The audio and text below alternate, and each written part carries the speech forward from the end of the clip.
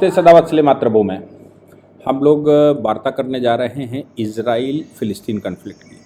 खैर इजराइल और फ़िलिस्तीन की जैसी न्यूज़ें हमारे यहाँ के मीडिया चैनलों की खास बात यह है कि वो कभी फ़िलिस्तीनियों को मारेंगे तो कभी इजराइलियों को मारेंगे। कभी ये बता देते हैं कि 5,000, 4,000, 3,000 इजरायली मारे गए, तो कभी बता देते हैं कि पूरा गाज़ा पट्टी साफ़ कर दिया। और कभी इनको हाइप करते हैं तो कभी कुछ पता ही नहीं लगता हमारे देश में कि आखिर हकीकत क्या है। लेकिन हाँ, ये ज़रूर है कि ये खबरें आ रही हैं कि इज़राइल का उस दिन जो यहूदियों का सबसे बड़ा साल का त्यौहार होता है, जैसे हमारे यहाँ दीपावली है। आप सोचो कि भारत में दीपावली मनाई जा रही हो और अचानक 5,000 मिसाइलों से भारत पर हमला हो जाए, तो उस दिन एक भी व्यक्ति मरा हो उस त्यौहार में तो कैसा फ़ील होगा, हर भारतीय को कैसा फ़ील होगा, भारत के लोगों को कैसा फ़ील होगा। ख़ास तौर से भारत के जो ओरिजिनल इन्हेबिटेंट हैं, जो विदेशी आक्रांताओं के रिलीजन को नहीं मानते, उनको कैसा फ़ील होगा और उनके पास जो भी शक्ति होगी उसका क्या करेंगे, क्या उससे रिप्लाई कैसे देंगे। इज़राइल ने भी सेम, वो अपने त्योहारों में व्यस्त थे, उनका सबसे बड़ा त्यौहार होता है, उसमें व्यस्त थे और उस त्यौहार के समय पर हमास ने एकदम अचानक हमला कर दिया, क्योंकि देश के सुरक्षाकर्मी भी उसी में व्यस्त होंगे, देश में शासक भी उसी में व्यस्त होंगे, देश की पॉलिटिक्स भी उसी में व्यस्त और आम आदमी तो व्यस्त होगा ही होगा। इसका मतलब ये हो गया कि उस समय पर ये रिलीजियस हमला था, ये यहूदियों पर हमला था, ये इज़राइल पर हमला नहीं था, ये यहूदियों पर हमला था कि यहूदी अपना त्यौहार कैसे मना रहे, वो तो काफिर हो गए। ऐसी परिस्थिति में अगर वहाँ हजारों लोग मारे गए एकदम अचानक हमले में और सैकड़ों लोगों को वो लोग हॉस्टेज बनाकर ले गए, तो फिर इज़राइल क्या करेगा? आप होते तो क्या करते? इसका जवाब तो आप लिखेंगे कि आप होते तो क्या करते या मैं होता तो क्या करता। मैं कल एक टीवी चैनल पर था, राजनयिक दीपक बोहरा साहब हमारे साथ थे और मैंने उनको इतने गुस्से में कभी नहीं देखा, जिसमें वो कह रहे थे कि बिल्कुल गाज़ा पट्टी को समाप्त कर देना चाहिए, फ़िलिस्तीनियन लैंड को पूरा इजरायली यहूदी लैंड बना देना चाहिए, एक भी व्यक्ति को जीवित नहीं छोड़ना चाहिए। मतलब एक राजनयिक जिसको मैंने इतने गुस्से में कभी नहीं देखा, वो इतने गुस्से में जवाब दे रहा था, क्योंकि एकदम इस तरह का हमला होना, आप सोचो कि उसकी प्रतिक्रिया कैसी होगी। और अगर आप ये कहते हैं कि वो उनकी लैंड पर कब्जा, इनकी लैंड पर कब्जा, तो उसके लिए तो हमको जानना पड़ेगा कि ओरिजिनली यहूदी पहले आया कि मुसलमान पहले आया। यहूदियों की पैलेस्टीनियन लैंड यहूदियों की थी या मुसलमानों की थी? मुस्लिम आक्रांता थे, आक्रांताओं ने उस लैंड पर उनको लजाया, सताया, समाप्त कर दिया। वो बेचारे पूरे यूरोप में भागे भागे घूमे और यूरोप के अलग अलग कोनों में रहने लगे। छोटा सा ज़मीन उनके पास रह गया, भागते भागते, बिल्कुल वैसे ही जैसे भारत आज भारत लग रहा है 32.5 लाख स्क्वायर किलोमीटर का। लेकिन आप सोचो कि जिस समय भारत के पास अफ़गानिस्तान रहा होगा, पाकिस्तान का हिस्सा रहा होगा, या फिर मैं कहूँ कि ऊपर हिमालय के उधर तिब्बत रहा होगा, इधर बांग्लादेश हमारे पास रहा होगा, नेपाल भारत का हिस्सा कभी रहा होगा और नीचे म्यांमार का हिस्सा रहा होगा, ये सब मिलकर भारत बनाते होंगे। धीरे धीरे करके आक्रांताओं ने अपना रिलीजन बढ़ाया, आक्रांतागिरी करी और हम समेटकर अब रह गए। अब भारत में भी अंदर समस्याएं जम्मू कश्मीर में हैं, केरला में हैं, तमिलनाडु में हैं, या फिर मैं कहूँ कि वो समस्याएं बिहार में भी चल रही हैं, वो समस्याएं असम में बहुत बड़े स्तर पर हैं, वो समस्याएं वेस्ट बंगाल में बहुत बड़े स्तर पर हैं, राजस्थान में, उत्तर प्रदेश में आपको ये घटनाएं मिली जाती। तो पूरे देश के मानकर चलिए कि लगभग 40% भूभाग, बल्कि 60% भूभाग अगर कहा जाए तो गलत नहीं होगा, 60% भूभाग पर समस्याएं हैं।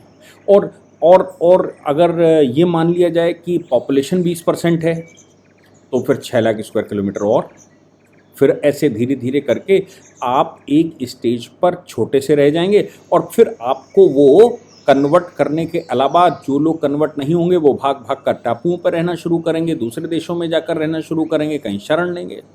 वो शरणार्थी ही यहूदी थे।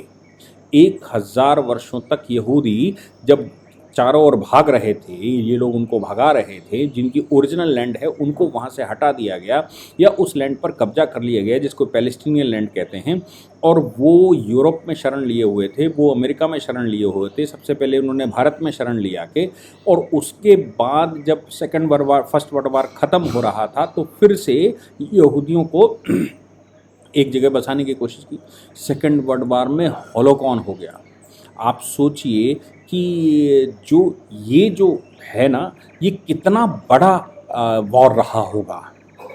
इस वजह से इस पूरे क्षेत्र में, इस पूरे सिस्टम के अंदर आप सोच कर देखिए कि कैसी परिस्थिति रही होगी जब नाज़ी जर्मनी ने उनको मारना शुरू कर दिया। और नाज़ी जर्मनी ने जितना यूरोप उनके कब्जे में आ गया था, उस पूरे यूरोप में उन्होंने कब्जा कर लिया। उस पूरे यूरोप में नाज़ियों ने यहूदियों से कोई समस्या हो गई तो चुन चुन कर यहूदी मारने शुरू कर दिए, गैस के गोले से यहूदी मारने शुरू कर दिए। हिटलर ने तो यहूदियों को मरवाया, यहूदियों से गड्ढे खुदवाए और बाद में कहा कि गोली भी इन पर क्यों वेस्ट करते हो, गोली इन पर वेस्ट मत करो, इनको गड्ढे में गाड़ कर मार दो, क्योंकि गोलियां भी एक व्यक्ति एक गोली खाएगा तब मरेगा, तो गोली क्यों वेस्ट कर रहे हो। ये सिचुएशन आ गई। इस पूरी घटना को होलोकॉस्ट कहते हैं। अब होलोकॉस्ट जो घटना हुई वो केवल यहूदियों की नहीं, कुछ लोग होलोकॉस्ट उसको भी कहते हैं जो रशियन लोगों को यहूदियों ने पकड़ कर रखा था, या फिर दूसरे लोगों को यहूदियों ने पकड़ कर रखा था, यहूदी कह रहे हैं, जर्मन्स ने पकड़ कर रखा था और उनको मारते थे, उनको हॉस्टेज बनाकर हत्या करी जाती थी और उनसे नेगोशिएशन किया जाता कि इनको मार देंगे, नहीं तो ऐसा ऐसा ऐसा ऐसा। ये नाज़ी जर्मनियों ने उस समय ये किया था। नेतन्याहू साहब ने भारत के प्रधानमंत्री मोदी जी को जो फ़ोन किया और फ़ोन करके वहाँ का अपडेट दिया कि भाई वहाँ क्या चल रहा है, यूएस के राष्ट्रपति को उन्होंने फ़ोन करके बताया और कहा कि होलोकॉस्ट के समान या होलोकॉस्ट के बाद की ये सबसे बड़ी घटना हमारे साथ हो रही है। ये जो हमास ने किया है, ये होलोकॉस्ट के बाद सबसे बड़ी घटना है। आप सोचिए कि पहले उनको मुसलमानों ने मारा, सिर्फ वो रिलीजियस एथनिक वार था, फिर नाजियों ने उनको मारा, फिर वो किसी तरह से उस ज़मीन पर फर्स्ट वर्ल्ड वार के बाद शिफ्ट करे गए, सेकंड वर्ल्ड वार के बाद जब डिस्कलेशन हुआ तो फिर वहाँ पर बसाए गए, लेकिन तब तक मुस्लिम वहाँ आ चुके थे। अब मुसलमानों का कहना ये है, मुसलमानों से मतलब वहाँ शफियों का कहना ये है कि ये जो ज़मीन है ये हमारी है, क्योंकि हम इस पर इतने साल शासन कर चुके हैं। ये वैसे ही है जैसे भारत पर 600-500 वर्ष शासन हुआ हो और 500 वर्ष बाद जब भारत स्वतंत्र हो रहा है तो जिना ये कहता है माउंटबेटन से कि हिंदुस्तान आपने मुसलमानों से लिया था, मुसलमानों को सत्ता सौंप कर जाइए, और अगर नहीं सौंप सकते तो फिर हमको एक अलग भूमि का टुकड़ा दे दीजिए जहां से हम सशक्त बल तैयार करेंगे और हम हिंदुस्तान को जीत लेंगे। उसी पॉलिसी को वो आज तक फॉलो कर रहे हैं, भले ही उनका अपना अस्तित्व समाप्त हो गया हो, भले ही पाकिस्तान जड़ से समाप्त होने की सिचुएशन पर आ गया, लेकिन जिना जो कह गया या जिना जो पॉलिसी बना गया, उस पॉलिसी के तहत ही जम्मू कश्मीर पर पहला 47 में हमला हुआ, दूसरा हमला 1962 के बाद 65 की लड़ाई खाली पीली हो गई क्योंकि हम चीन से हार चुके थे। 71 की लड़ाई उनकी आपस की थी, इंदिरा गांधी कूद पड़ी तो लड़ाई हो गई। फिर उन्होंने अपरोक्ष वार करना शुरू किया, कारगिल उन्होंने किया, उसके बाद अपरोक्ष वार में आतंकवाद भारत में फैला। वो अपनी जड़ें समाप्त कर रहे हैं, लेकिन भारत को वो विजय करने के लिए, भारत को दारुल इस्लाम बनाने के लिए वो लालायित हैं। इसके तहत उनकी कौमी एकता या उनकी कौम का जो प्रतिनिधित्व है वो उनके साथ दिखाई देता है।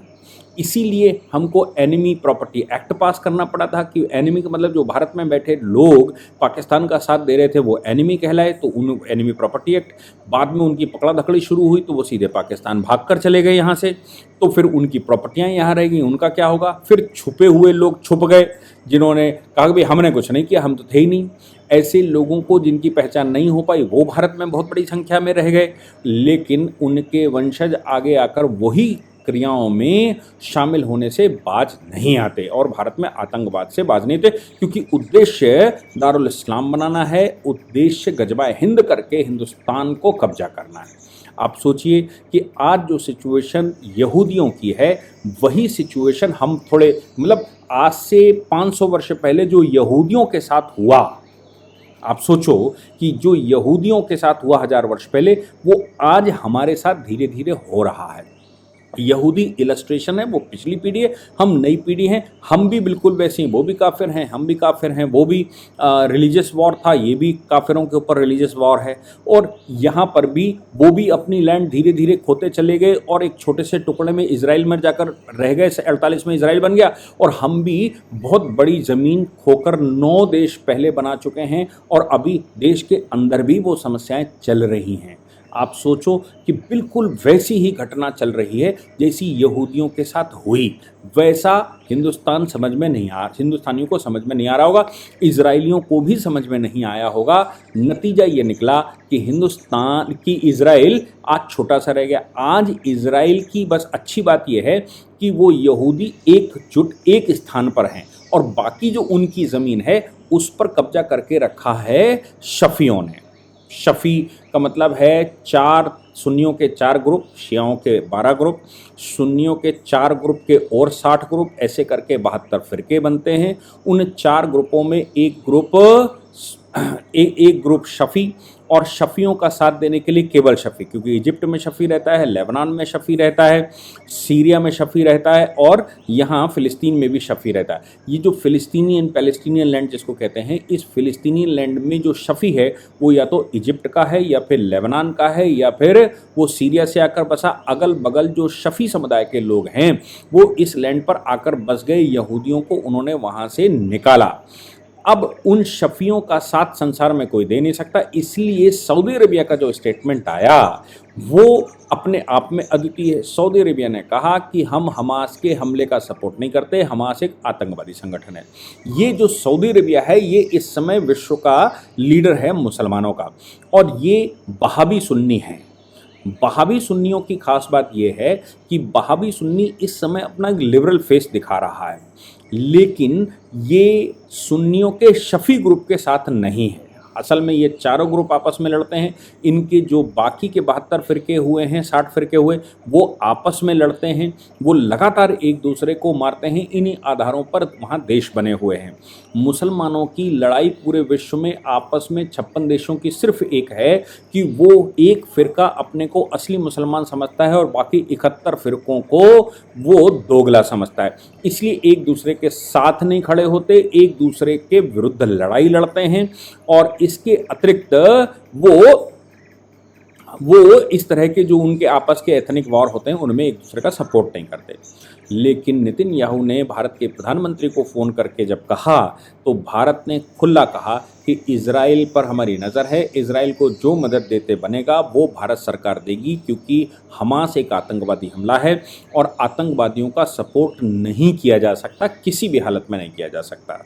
दूसरी बात ये भी है कि वो जो इजराइल, जैसे वो स्टोरी में बता रहा था कि इजराइल अलग है लेकिन वो फ़िलिस्तीनियन लैंड तो उनकी ही है। अब मुसलमान जो कह रहा है, भारत का मुसलमान खास तौर से, साथ सुन्नियों का कोई ग्रुप नहीं दे रहा, शियाओं का एक छोटा तबका, चूँकि ईरान के अंदर कुछ हैं, ईरान के अंदर कुछ शफी हैं, तो ईरान बोल रहा है, कर नहीं रहा। लेकिन लेबनान में शफी हैं, तो लेबनान आतंकवादी होने के हिजबुल्लाह फलाना डिमाका ये सब उधर हमला करने को घूम रहे हैं कि किसी तरह से इजराइल पर हमला कर दे। इसलिए लेबनान पर अगला जो शिकार है नेतन्याहू का वो लेबनान है। वो गाजा पट्टी को समाप्त करना चाहते हैं, बिल्कुल जड़ से नेस्तनाबूद करना चाहते हैं।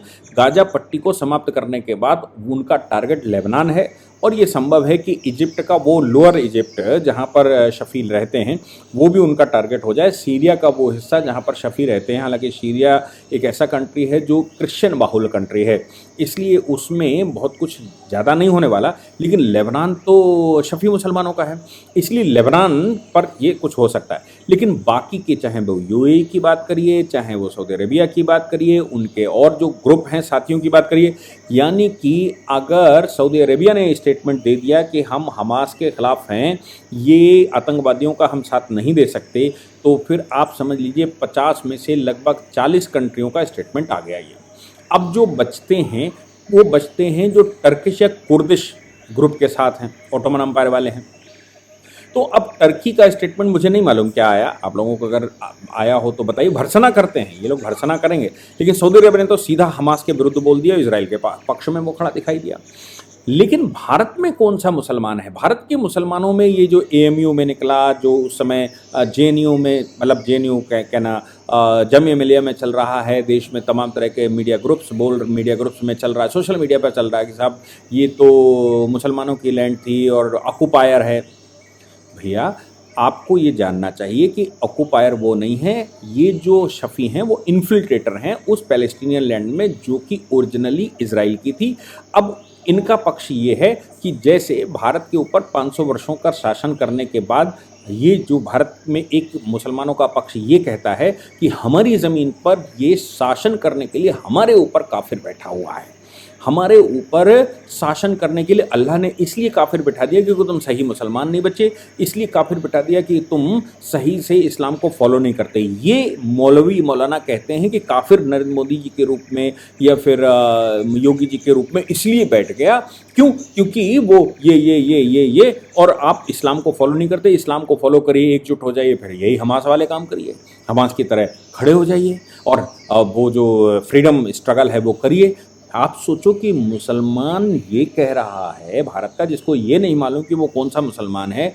मैंने एक चैनल पर एक मौलाना को बोला था, वो स्कॉलर अपने आप को कहते थे, मैंने बोला कि मैं गारंटी लेता हूँ कि आपको ये नहीं मालूम होगा कि आप कौन से वाले मुसलमान, क्योंकि हिंदुस्तान में उन 72 फ़िरक़ों का मुसलमान है नहीं। हिंदुस्तान के अंदर वो मुसलमान है जो हिंदू से कन्वर्ट हुआ, ना वो हिंदू बचा ना वो मुसलमान बचा। अब यहाँ पर जो अशरफ टाइप के मुसलमान हैं वो उनको बहका बहका कर चलते हैं, वो उनका मेन इशू है। और वो जानते नहीं हैं वो कौन से हैं। अगर बहुत जानते हैं तो वो कहेंगे सुन्नी है, वो कहेंगे शिया है।